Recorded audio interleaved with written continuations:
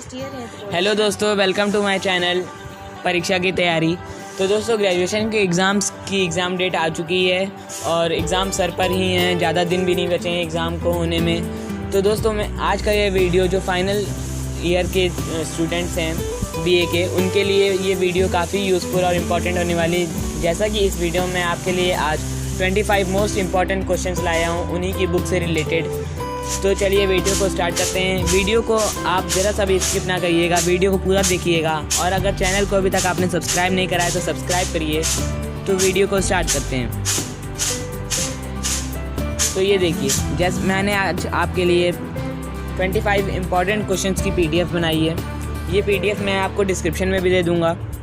तो ये question start करते हैं। तो जैसे कि आप देख रहे हैं, पहला क्वेश्चन ये है, अज्ञे जी द्वारा संपादित तार सप्तकों की संख्या कितनी है। तो दोस्तों, अपना आंसर आप कमेंट भी करिए, जिससे मुझे पता चले कि आपको भी ये आंसर आता था। मैंने ये आंसर्स इसमें लिखे नहीं हैं, आपको ये आंसर आने चाहिए। मैं आपको आंसर बता भी दूंगा।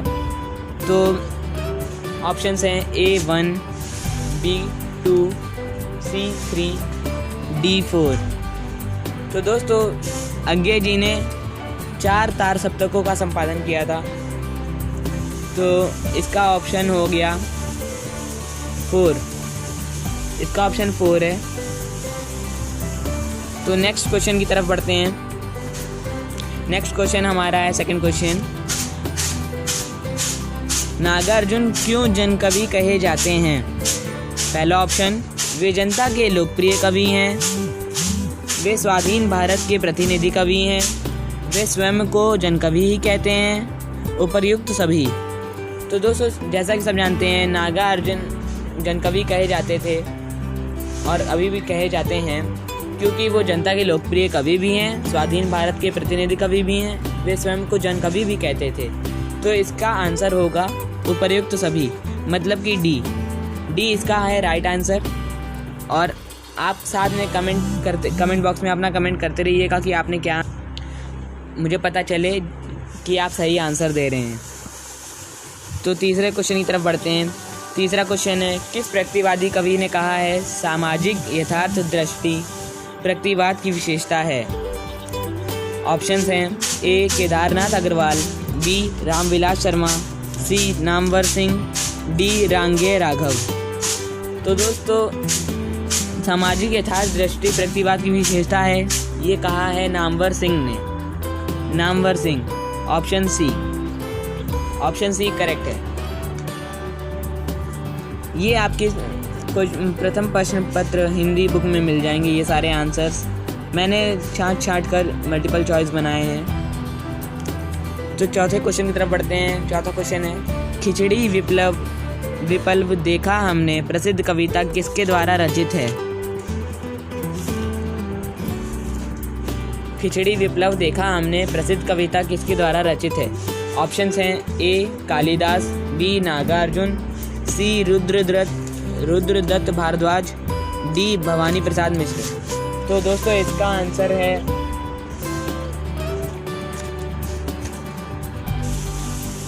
नागार्जुन। और नागार्जुन मतलब कि सेकंड B ऑप्शन आपका करेक्ट है। कमेंट बॉक्स में अपना कमेंट ज़रूर करिएगा। तो नेक्स्ट क्वेश्चन की तरफ बढ़ते हैं। फिफ्थ क्वेश्चन, अमन का राग कविता किसके द्वारा रचित है। अमन का राग कविता किसके द्वारा रचित है। पहला ऑप्शन है नागार्जुन,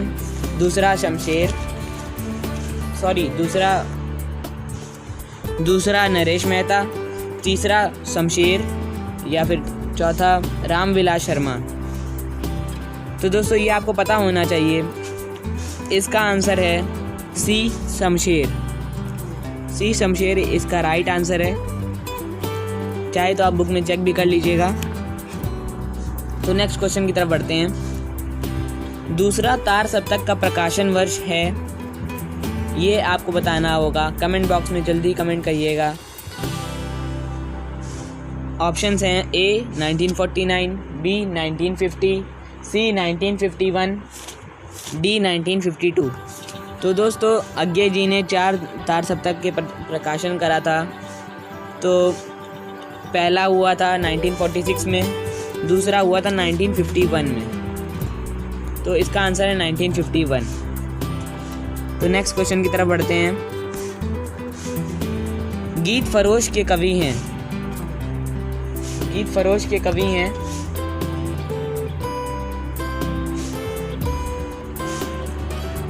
पहला ऑप्शन नरेश मेहता, बी नागार्जुन, सी नामवर सिंह, डी भवानी प्रसाद मिश्र। तो दोस्तों इसका आंसर है डी भवानी प्रसाद मिश्र। भवानी प्रसाद मिश्र जिन्होंने गीत फरोश कविता का रचना किया है। नेक्स्ट क्वेश्चन है ठंडा लोहा किस कवि का काव्य संग्रह है। ठंडा लोहा किस कवि का काव्य संग्रह है। तो your options are A Nagarjun, B Dharmveer Bharati, C Shamsher या फिर डी रामविलास शर्मा। तो दोस्तों इसका आंसर है Dharmveer Bharti. B Dharmveer Bharti is right answer. चलो नेक्स्ट क्वेश्चन की तरफ बढ़ते हैं। सतपुड़ा के घने जंगल कविता में किस कवि ने सतपुड़ा के घने जंगलों का यथार्थ वर्णन किया है। ए रामविलास शर्मा, बी नरेश मेहता, सी शमशेर या फिर डी भवानी प्रसाद मिश्र। तो दोस्तों इसका आंसर है Bhavani Prasad Mishra.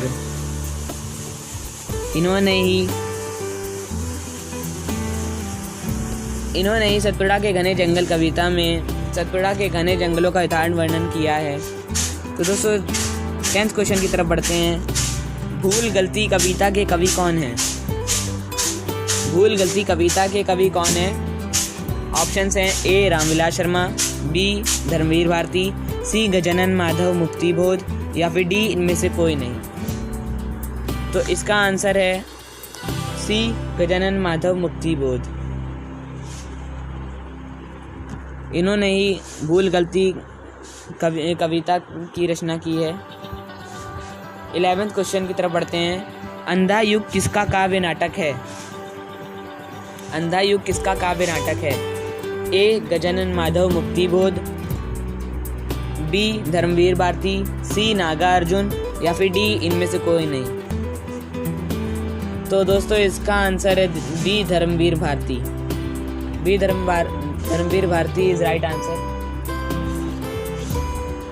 Next question 12th question की तरफ बढ़ते हैं। यह दीप अकेला कविता में दीप किसका प्रतीक है। ए समाज, बी व्यक्ति, सी जन या फिर डी उपरोक्त में से कोई नहीं। तो दोस्तों यह दीप अकेला कविता में जो दीप है वह व्यक्ति का प्रतीक है। मतलब इसका राइट आंसर हुआ व्यक्ति। ये बहुत ही इम्पोर्टेंट क्वेश्चन है, ये आपके पेपर में आ भी सकता है। तो नेक्स्ट क्वेश्चन 13 क्वेश्चन की तरफ बढ़ते हैं। बात बोलेगी कविता का आशय स्पष्ट कीजिए। ऐसे भी क्वेश्चन आ सकते हैं। तो इसका पहला ऑप्शन है जागरूक व्यक्ति को तथ्यों से वास्तविकताओं का ज्ञान होना। बी ऑप्शन है जागरूक व्यक्तियों को तथ्यों से वास्तविकताओं का ज्ञान ना होना। सी ऑप्शन है दोनों, मीन्स ए और बी दोनों, या फिर डी ऑप्शन इनमें से कोई नहीं। तो दोस्तों इसका राइट ऑप्शन होगा ए जागरूक व्यक्ति को तथ्यों से वास्तविकताओं का ज्ञान होना। A is the right answer. तो दोस्तों 14th क्वेश्चन की तरफ बढ़ते हैं, मीन्स नेक्स्ट क्वेश्चन की तरफ बढ़ते हैं। तो अज्ञेय के काल की प्रमुख विशेषताएं बताइए। अज्ञेय के काल की प्रमुख विशेषताएं बताइए। तो योर ऑप्शंस आर ए जीवन के प्रति आस्था, बी बौद्धिकता, सी नवीन यथार्थ बोध या फिर डी उपरोक्त सभी। तो दोस्तों अज्ञेय ये जो तीनों ए और बी और सी ये तीनों विशेषताएं अज्ञेय की ही हैं। तो इसका आंसर हुआ डी उपरोक्त सभी। उपरोक्त सभी is right answer. Next question की तरफ बढ़ते हैं। 15th question. कल्पना के पुत्र हैं भगवान कविता के रचनाकार कौन है। कल्पना के पुत्र हैं भगवान कविता के रचनाकार कौन है। ए नरेश मेहता, बी केदारनाथ अग्रवाल, सी नागार्जुन या फिर डी इनमें से कोई नहीं। तो दोस्तों इसका आंसर है सी, नागार्जुन। नेक्स्ट क्वेश्चन की तरफ बढ़ते हैं। 16 क्वेश्चन, किस तार सप्तक के कालखंड को प्रगतिवादी युग कहा गया है? एक और बार रिपीट करता हूँ, किस तार सप्तक के कालखंड को प्रगतिवादी युग कहा गया है? एंड योर ऑप्शंस आर ए, प्रथम तार सप्तक से द्वितीय तार सप्तक। कालखंड मतलब होता है इंटरवल, तो पहला ऑप्शन है प्रथम तार सप्तक से द्वितीय तार सप्तक। दूसरा ऑप्शन द्वितीय तार सप्तक से तृतीय तार सप्तक। थर्ड ऑप्शन तृतीय तार सप्तक से चतुर्थ तार सप्तक। एंड डी, इनमें से कोई नहीं। तो दोस्तों प्रगतिवादी युग को प्रथम तार सप्तक से द्वितीय तार सप्तक के बीच में जो कालखंड है उसको कहा गया है। तो इसका आंसर होगा ए, प्रथम तार सप्तक से द्वितीय तार सप्तक। चलिए नेक्स्ट क्वेश्चन की तरफ बढ़ते हैं। 17 क्वेश्चन, घृणा का ज्ञान अज्ञेय द्वारा रचित किस काव्य संग्रह में संग्रहित है? तो एक और बार रिपीट कर देता हूँ, घृणा का ज्ञान अज्ञेय द्वारा रचित किस काव्य संग्रह में संग्रहित है? ऑप्शन है ए, चिंता, बी, बावरा अहेरी, सी, इत्यलम, या फिर डी, भग्नदूत। ये चारों ही अज्ञेय के बहुत ही प्रसिद्ध काव्य संग्रह हैं, लेकिन जो घृणा का ज्ञान है वह इत्यलम काव्य संग्रह में संग्रहित है। तो इसका आंसर हुआ इत्यलम, सी, इत्यलम इज राइट आंसर। ओके, चलिए नेक्स्ट क्वेश्चन की तरफ बढ़ते हैं। 18 क्वेश्चन, ये थोड़ा पदांश वाला क्वेश्चन है, मतलब इसमें एक अवतरण है। तो अवतरण कुछ इस प्रकार है, कई दिनों तक चूल्हा रोया चक्की रही उदास, कई दिनों तक कानी कुतिया सोई उनके पास, कई दिनों तक लगी भीत पर छिपकलियों की गश्त, कई दिनों तक चूहों की भी हालत रही शिकस्त। तो क्वेश्चन ये है, प्रस्तुत अवतरण में कानी कुतिया कौन सा अलंकार है? कानी कुतिया में कौन सा अलंकार है? तो दोस्तों इसमें जो अलंकार है, पहला ऑप्शन, पहले मैं आपको ऑप्शन दे देता हूँ। ए, अनुप्रास अलंकार, बी, उत्प्रेक्षा अलंकार, सी, उपमा अलंकार, या फिर डी, श्लेष अलंकार। तो अलंकारों के बारे में आपको पता होना बहुत ही अनिवार्य है, अलंकार बहुत ही इम्पोर्टेंट होते हैं। तो अनुप्रास अलंकार इज राइट आंसर, बिकॉज कानी कुतिया में का जो वर्ण है वो बार बार आया है, तो यहाँ पर अनुप्रास अलंकार है वो राइट आंसर है। तो नेक्स्ट क्वेश्चन की तरफ बढ़ते हैं। इसमें भी एक अवतरण है, भले ही दिमाग में ख्यालों में मरे हुए चूहे ही, सुपीरियरिटी कॉम्प्लेक्स अथवा कुछ ऐसा भी। ये एक अवतरण है। प्रस्तुत अवतरण में कौन सा अलंकार है? इसमें अलंकार पूछा गया है। तो ऑप्शंस हैं ए, श्लेष अलंकार, बी, उपमा अलंकार, सी, यमक अलंकार, डी, उत्प्रेक्षा अलंकार। तो दोस्तों इसका आंसर है उपमा अलंकार। उपमा अलंकार इसका आंसर है। उपमा अलंकार दोस्तों होता क्या है, कमेंट में बताइएगा आप, जिससे मुझे पता चले कि आपको अलंकार के बारे में पता है। अगर नहीं पता हो तो आप मुझे कमेंट करिएगा, तो मैं नेक्स्ट वीडियो में आपको अलंकार बता दूंगा कि अलंकार होते क्या हैं, उदाहरण सहित, वो भी अच्छे अच्छे उदाहरण दे दूंगा मैं आपको। तो नेक्स्ट क्वेश्चन की तरफ बढ़ते हैं। 20 क्वेश्चन, भवानी प्रसाद मिश्र की काव्यगत विशेषताओं को स्पष्ट कीजिए। यहाँ पर कुछ भवानी प्रसाद मिश्र के बारे में काव्यगत विशेषताओं को स्पष्ट करना है। तो ऑप्शन है ए, प्रकृति प्रेम, बी, प्रगतिशील चेतना, सी, क्रांति का स्वर, या फिर डी, उपरोक्त सभी। अब ये यहाँ पर आप देख सकते हैं कि भवानी प्रसाद मिश्र है वो प्रकृति प्रेमी भी थे, प्रगतिशील चेतना वाले भी थे, क्रांति के स्वर वाले भी थे, और बहुत ही मतलब अच्छे विचारों वाले थे। तो ये तीनों ही उनकी काव्यगत विशेषताएं हैं। तो इसका आंसर हुआ उपरोक्त सभी।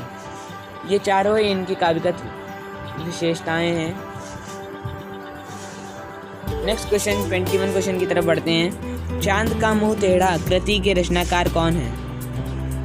चांद का मुंह टेढ़ा कृति के रचनाकार कौन है? ए, नरेश मेहता, बी, रामविलास शर्मा, सी, गजानन माधव मुक्तिबोध, डी, इनमें से कोई नहीं। तो दोस्तों चांद का मुंह टेढ़ा कृति के रचनाकार हैं Gajanan Madhav Muktibodh. Means C is the right answer, Gajanan Madhav Muktibodh. तो दोस्तों नेक्स्ट क्वेश्चन की तरफ बढ़ते हैं। 22 क्वेश्चन। नागार्जुन के प्रमुख काव्य संग्रह का नाम क्या है? तो नागार्जुन के जो प्रमुख काव्य संग्रह है उसका क्या नाम है? प्रमुख। तो ऑप्शन है ए चना जोर गरम, बी प्यासी पथराई आंखें, सी सही शब्द की तलाश, या फिर डी ए और बी दोनों। तो दोस्तों जैसा कि आप देख रहे हैं चना जोर गरम और प्यासी पथराई आंखें दोनों नागार्जुन के प्रमुख काव्य संग्रह हैं। तो ये दोनों ही सही आंसर हैं। मतलब means D is the right answer, A and B is the right answer. Next question की तरफ बढ़ते हैं। शमशेर किस तार सप्तक के कवि हैं? शमशेर किस तार सप्तक के कवि हैं?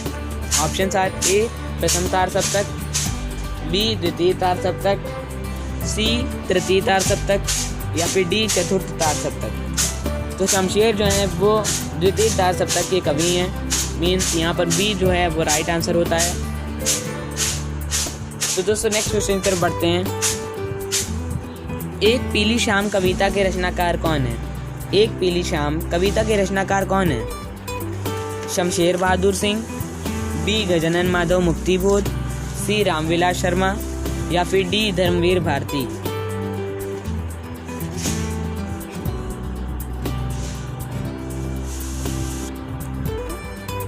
तो दोस्तों इसका आंसर है Shamsher Bahadur Singh. Means A is the right answer, Shamsher Bahadur Singh.